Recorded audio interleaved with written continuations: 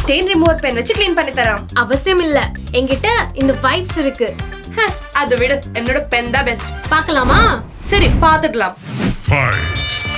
ஷர்ட்ல 2 சைடும் tomato ketchup, curry, tea வச்சு கார பண்ணியாச்சு. இப்போ ஸ்டார்ட் பண்ணலாம். ஃபர்ஸ்ட் சாஸ் ஸ்டெயின்ஸை துடைக்கலாம்.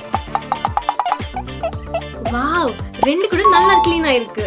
இப்போ கறி போட்ட இடத்தை க்ளீன் பண்ணலாம். 2லயும் கறி ஸ்டெயின்ஸ் க்ளீன் ஆயிடுச்சு. இப்போ லாஸ்டா டீ ஸ்டெயின்ஸை க்ளீன் பண்ணலாம். வைப்ஸ் நீட்டா க்ளீன் பண்ணிடுச்சு.